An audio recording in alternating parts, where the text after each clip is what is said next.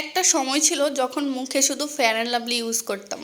Fair and lovely ছিল একটা জাতীয় ক্রিম, মানে এটা এমন কেউ বাদ নাই যে ইউজ করে নাই। পরবর্তীতে বুঝতে পারলাম যে না, fair and lovely is not suitable for my skin. কারণ আমার বয়স হয়েছে, আমার একটা প্রপার স্কিন কেয়ার প্রয়োজন, না হলে আমার মুখে হচ্ছে মেস্তা পড়ে যাবে। কারণ মেয়েদের স্কিনে বা ফেসে হচ্ছে বয়সের সাথে সাথে মেস্তা পড়ে যায়।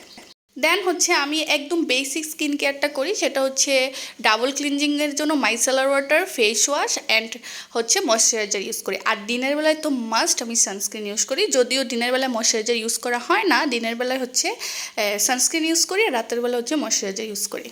আমার মনে হয় যে প্রতিটা মেয়েরই বেসিক স্কিন কেয়ার করা উচিত। বেসিক স্কিন কেয়ার না করলে কিন্তু ফেসে মেস্তা পড়ে যায়, ফ্রেকলস পড়ে যায় বা আরও অনেক প্রবলেম হয়। তো এই বেসিক স্কিন কেয়ার কিন্তু খুব অল্প বাজেটে 1000 টাকার মধ্যেই করে ফেলা যায়। সো আমি প্রতিটা মেয়েকে সাজেস্ট করব তারা যেন এইসব fair and lovely, fair and lovely না মেখে মুখে যেন বেসিক স্কিন কেয়ার করে। অনেকে আমাকে জিজ্ঞাসা করে যে আপু, বেসিক স্কিন কেয়ার করলে কি আমি ফর্সা হয়ে যাব, সাদা হয়ে যাব? না, কখনোই না।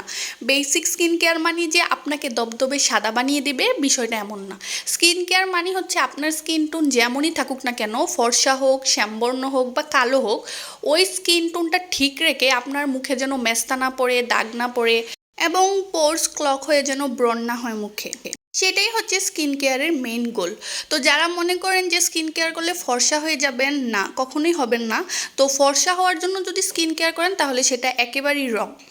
অনেকে আমাকে বলে তুমি এত স্কিন কেয়ার করো, কই তোমার গায়ের রং তো চেঞ্জ হতে দেখি না। কিভাবে দেখবেন? আমি তো গায়ের রং চেঞ্জ হওয়ার জন্য স্কিন কেয়ার করি না, আমি তো সাদা হওয়ার জন্য স্কিন কেয়ার করি না। আমি স্কিন কেয়ার করি আমার স্কিন যেন সুস্থ থাকে, ভালো থাকে এবং হচ্ছে মেস্তা মুক্ত থাকে। তো আশা করছি আপনারা বুঝতে পারছেন। যাদের যাদের হচ্ছে স্কিন কেয়ার ব্যাপারে কোনো কিছু জানার থাকবে বা জানতে চান তাহলে অবশ্যই কিন্তু আমাকে জানাবেন, আমি আপনাদেরকে সাজেস্ট করব অ্যাকর্ডিং টু মাই নলেজ।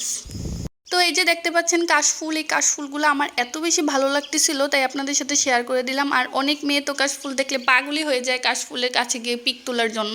যদিও আমার অনেক অপশন ছিল কাশফুলের, মানে এই যে জায়গায় আমি ছিলাম ওইখানে তো কাশফুলের মেলাই ছিল। আমি চাইলে ওইখানে যে অনেক বেশি পিক তুলতে পারতাম, কিন্তু বিশ্বাস করেন আমার না পিক তুলতে ওই রকম আগের মতো না, মানে ভালো লাগে না, ইচ্ছা করে না। সেজুগুজে পিক তোলা মানে সাজুগুজুটাই আমার কেমন জানি বোরিং লাগে। তো এটা নিশ্চয়ই একটা বয়সের ব্যাপার, কারণ দেখা যায় টিনেজ বয়সে মেয়েরা হচ্ছে অনেক বেশি চঞ্চল থাকে, পিক তোলা, ঘোরাফেরা করা এগুলো অনেক বেশি পছন্দ করে। তারপর যখন অ্যাডাল্ট হয়ে যায় বা প্রাপ্তবয়স্ক হয়ে যায় তখন কিন্তু এগুলো আর ভাল লাগে না, মানে এই ফিলিংসগুলো আর কাজ করে না। তখন হচ্ছে ফিউচারের দিকে একটু মানে মনোনিবেশ করা হয়, ফিউচারের চিন্তা করা হয়, দেন হচ্ছে কি করলে ফিউচার ভালো হবে বা হচ্ছে কিভাবে ভবিষ্যৎটা সুন্দর করে সাজানো যাবে, এই বিষয়ে হচ্ছে চিন্তা চলে আসে মাথায়। কি করলে বাবা মাকে ভালো রাখা যাবে, এগুলো হচ্ছে মাথায় চলে আসে। তখন আর হচ্ছে এই যে পিক তোলা, সাজুগুজু করা, শাড়ি পরা, এগুলা ফিলিংস আর কাজ করে না।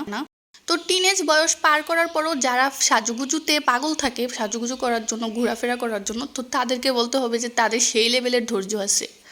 আর এখানে হচ্ছে ছোটোবেলার স্মৃতি মনে পড়ে গেল, যেখানে হচ্ছে ওরা খেলাধুলা করতেছে, রান্নাবান্না করতেছে পাতা দিয়ে, যেটাকে আমরা আমাদের এলাকার বা গ্রামের ভাষায় বলতাম মালা ঠোলা খেলা। তো আপনারা ছোটোবেলায় কারা কারা এই খেলাটা খেলেছিলেন অবশ্যই কিন্তু কমেন্ট করে জানাবেন।